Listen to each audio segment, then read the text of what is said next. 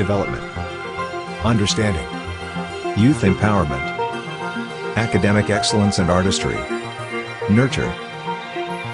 With options to study in a homeschooling, virtual campus, and an on-campus setting.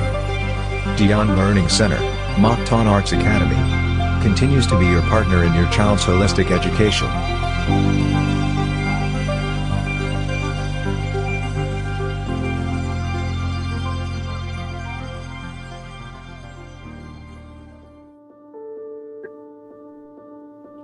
Hello everyone, this is Teacher Maya, and today I am going to give you an overview about Duyan Learning Center, Mactan Arts Academy. Let's begin with our school logo. At the center of our logo is the mother and child figure. This represents the warm, loving, and nurturing environment that Duyan provides to the students. The three hands represent the Duyan curriculum, which aims to provide a balance between the sciences and the arts, and the values that Duyan stands for, all of which are anchored on God's Word. The blue hand with a wing at the bottom represents God's Word, the Bible, on which our values education is based. The red hand with a swirl at the top left represents the 5 art forms: creative writing, dance, music, theater arts, and visual arts.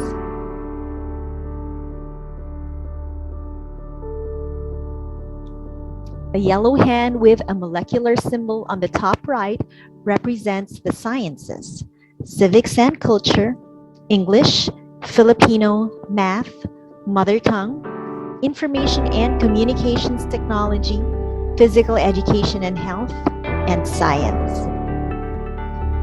TM means that the school's logo and name are patented under the Intellectual Property Office of the Republic of the Philippines.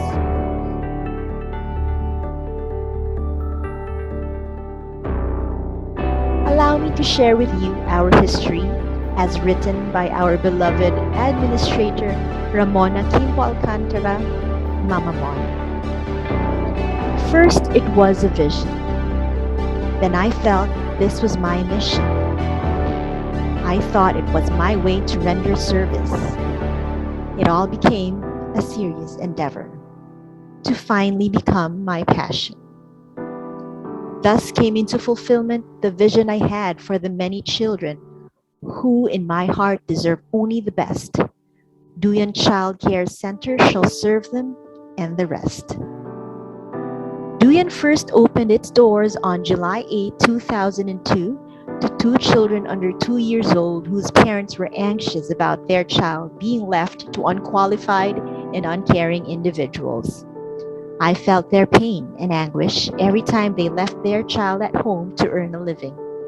Eventually, their testimonies about the new concept of total and holistic child care and development were adapted by other working parents who shared the same issues and concerns about unqualified caregivers. They all found hope and inspiration in Duyan Child Care Center with the realization as to how important it was to work hard, give their children the best without sacrificing the welfare of their children. Through the years, I, together with my dedicated Duyan staff, continue to serve children to the best of our ability. Duyan has evolved into a learning institution offering quality education from preparatory to primary and intermediate levels. My children who share my vision and love for children have dedicated themselves to this endeavor with the same passion and determination for the welfare of children who are the hope of our motherland, our beloved country, the Philippines. This is my legacy I leave to my beloved children, grandchildren, and the generations to come. Signed, Mama Mon.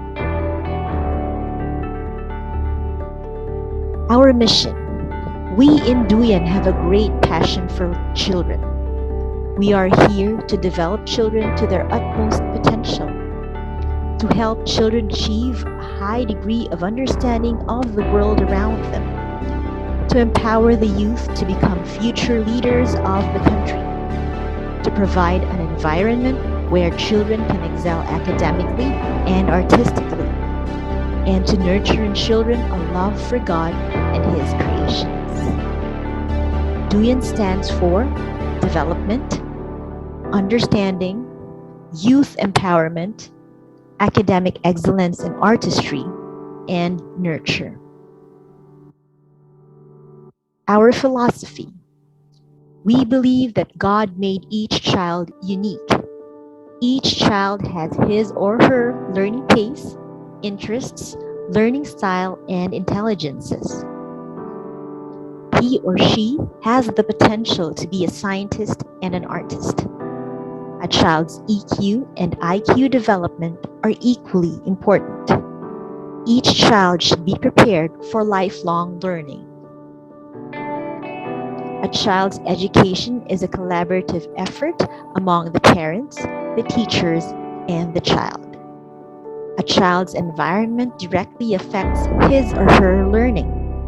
A child learns best when he or she is provided with meaningful learning experiences mirrored from real life. He or she should be raised to have moral, social, and environmental responsibility. And a child's values education should be anchored on God's Word, the Bible. Our core beliefs. We believe that God made each child unique, that each child has his or her learning pace, interests, learning style, and intelligences, and should not be compared with others. And this is why we use the differentiated instruction as our method of teaching. Differentiated instruction considers the following: a child's readiness, his pace, maturity, and confidence. This is the reason why we give pre-assessments to find out where the child's at that moment. As the lesson goes along, we give formative assessments to check what the child already knows and what else he still needs to know. It considers the interests, the likes, dislikes, the inclinations of the child. We take surveys to find out all these things. Differentiated instruction also considers a child's learning style, or his or her preferred way of learning. Some children are visual. They learn best by observing things. They need pictures, images, and diagrams to learn best. Auditory learners learn best by listening. They prefer music, sounds, conversations, so they can concentrate or so they can learn best. And the tactile kinesthetic children need to move their bodies and hands to learn best. Remember, education is a journey. It is not a race. These are samples of the forms that we used to find out the interests and the learning styles of our students.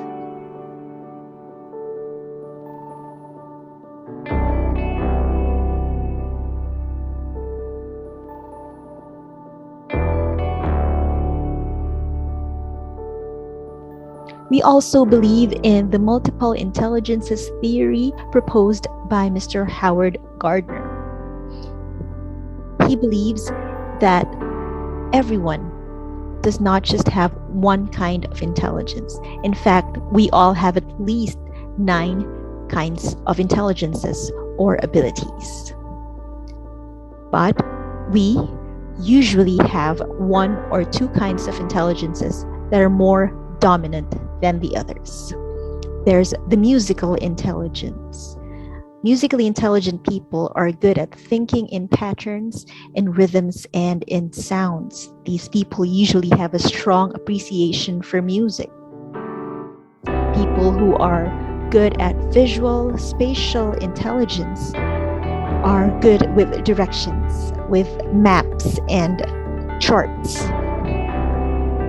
Verbally linguistic intelligent people are able to use words well, both when writing and in speaking.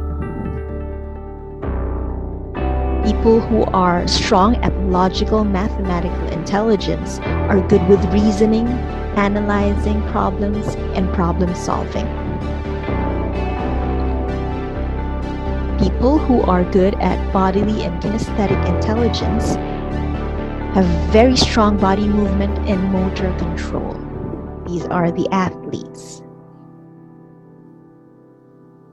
People who are strong at interpersonal intelligence have a high degree of understanding and relating with people.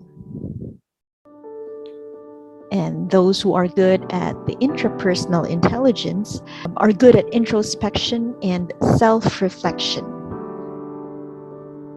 People who are good at the naturalistic intelligence are very good with finding patterns and relationships in nature.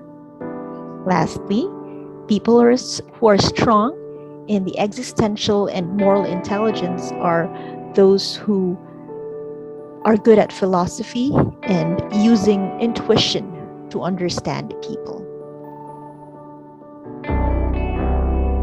Remember that everyone has all the intelligences, and we can be strong at these intelligences. We can develop these intelligences at our own pace. Multiple intelligences is meant to empower and not label learners. We believe that each child has the potential to be a scientist and an artist, and that the sciences and the arts are of equal importance. We believe that a child's EQ, or emotional quotient, and IQ, intellectual quotient, development are equally important. A child should be raised to have moral, social, and environmental responsibility.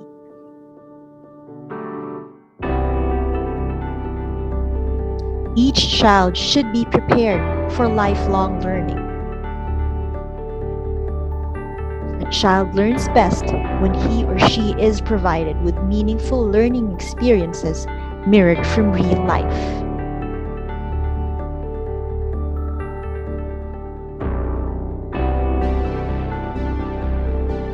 The curriculum framework that we use is called Understanding by Design, or UBD, by Grant Wiggins and J. Mactan. This is the backwards curriculum design framework.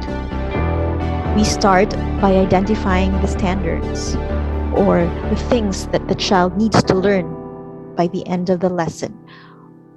We plan out the questions that they need to answer and the goals and the objectives for the lesson. And then we plan assessments to check if the goals have been achieved and if the child has achieved enduring understanding. Assessments are both formative and summative. Formative assessments are done as the lesson progresses, and summative assessments are done at the end of the lesson.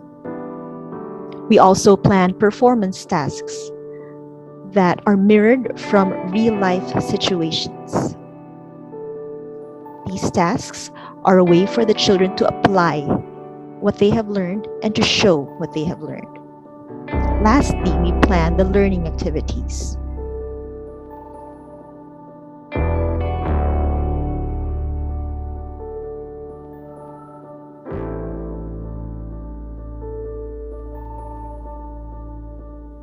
We believe that a child's environment directly affects his or her learning. We believe that a child's education is a collaborative effort among the parents, the teachers, and the child.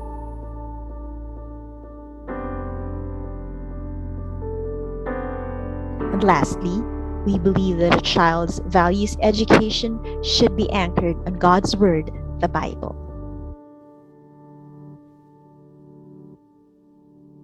Our values education is Bible-based.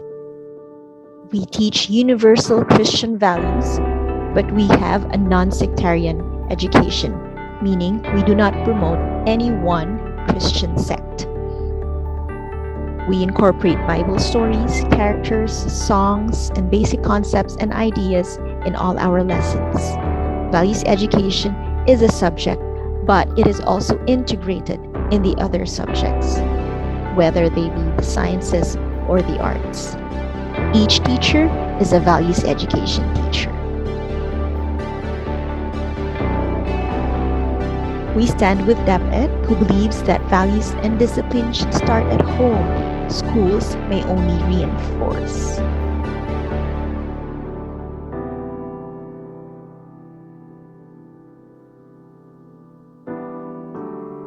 A child's education and discipline will largely determine the kind of person that he will become. Verbal appreciation is a form of reward for a job well done and for showing pleasant and acceptable behavior in our effort to build self-esteem in a child. Positive reinforcement uses rewards and appreciation to motivate the children and to teach children self-control, the difference between right and wrong, which in turn builds self-esteem. Well-defined classroom procedures are set at the beginning of the school year. Both teacher and students agree on reasonable procedures and consequences for infractions. This teaches children a sense of responsibility and accountability. The teacher imposes the consequences for infraction of classroom procedures. This way, children learn the cause and effect nature of human behavior. This is an example of our discipline plan. We give warnings to call the child's attention. We do not give consequences on the first warning yet, but we let the child fill out a reflection sheet. We ask questions like, what happened? Why did it happen? What are the effects of your actions? And what can you do better next time? So we give up to the third warning, at which point we contact the parents and the guardians about what happened. Rewards and consequences. Our rewards are natural, inspiring, and enriching. Our consequences are natural, logical, positive, or non-punitive. For example, if a child does not receive any warnings before lunchtime, he will be given more time to play educational games after he eats. Another consequence that may be given is in the event that a child damages or loses school property, he or she is responsible for its replacement or repair as assessed by the school. We abide by the Child Protection Policy, DepEd Order Number 40, Series of 2012, and the Anti-Bullying Policy, Republic Act Number 10627, the Anti-Bullying Act of 2013. We have zero tolerance for bullying in Duyan. Our preschool program. Duyan aims to provide meaningful, fun, and age-appropriate activities for the students so that they may develop in all 7 developmental domains, namely fine motor, gross motor, cognitive, socio-emotional, receptive language, expressive language, and self-help. We use a play-based and integrated approach to teaching and learning. We believe that learning should not be forced and that each child will develop at his or her own pace and in his or her own time.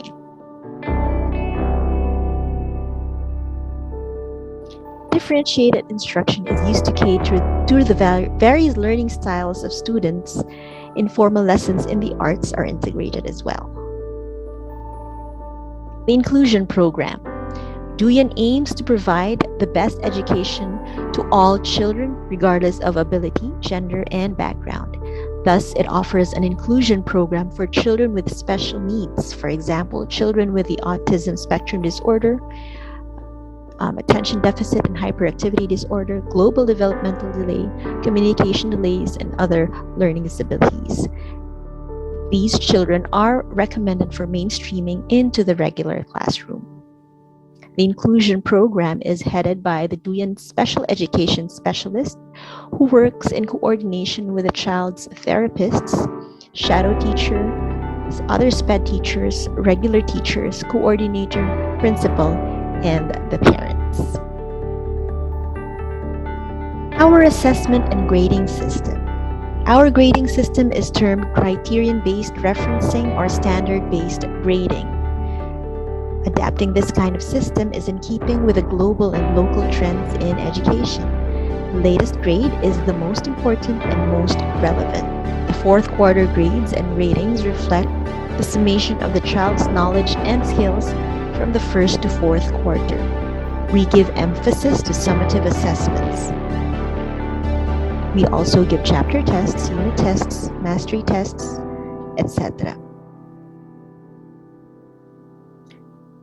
Pre-assessments are also important as they help the students prepare for the summative assessments. In both formative and summative assessments, we expect students to reach a certain level of mastery of the lessons, which is equivalent to a minimum score of 80% before moving on to the next activity. We call this the passport or the ticket system.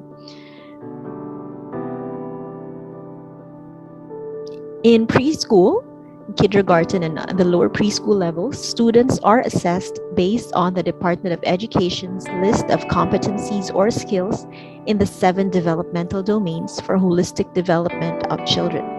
The summative assessments are done 4 times a year. Developmental domains refer to the 7 learning areas in the kindergarten curriculum, namely language, literacy and communication, socio-emotional development, values development, physical health and motor development, aesthetic or creative development, mathematics, and understanding of the physical and natural environment. The preschool students are also assessed 3 times each school year using the revised Early Childhood Care and Development Checklist prescribed by the Department of Education. The components for grades 1 to 10 summative assessments are as follows. This is adapted from the Department of Education's new grading system as of April 1, 2015.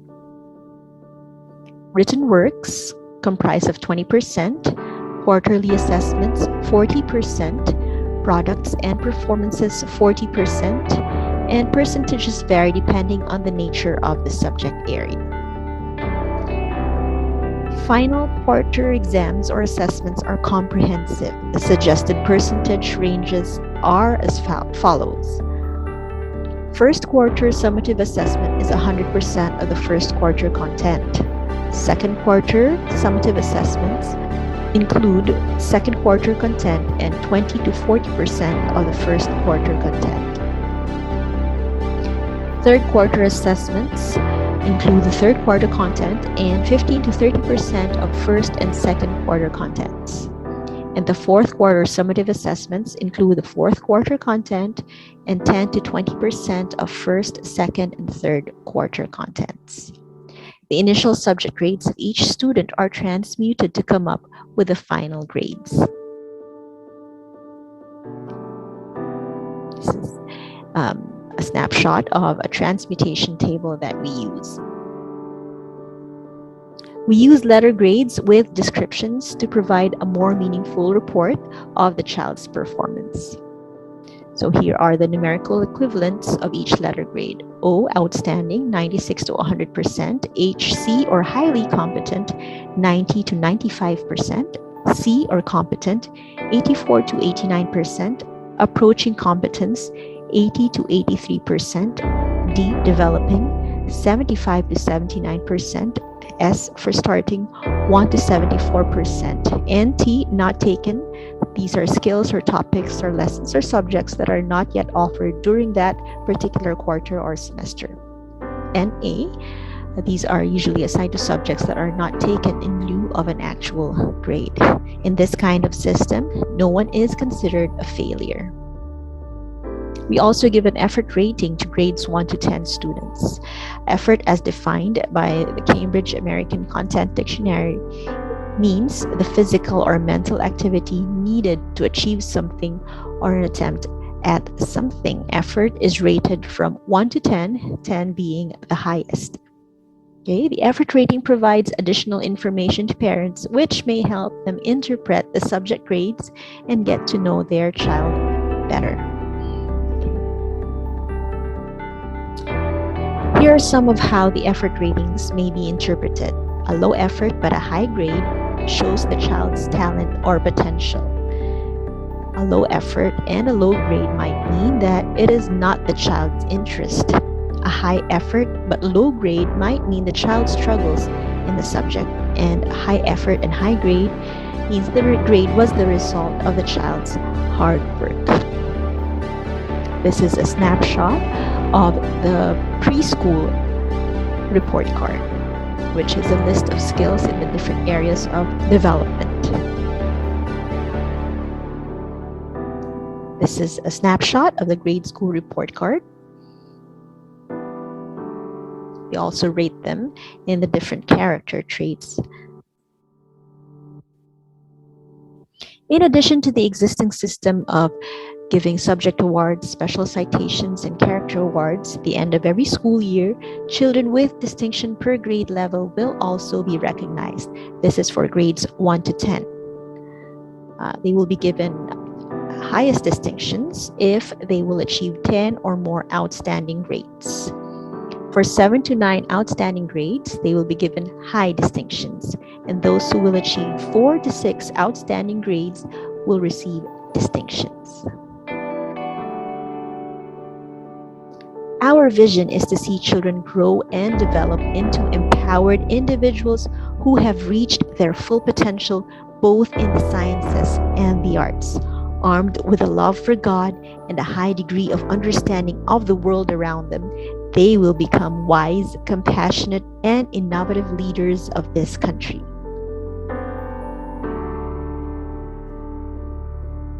That ends my presentation for today. Thank you very much for watching.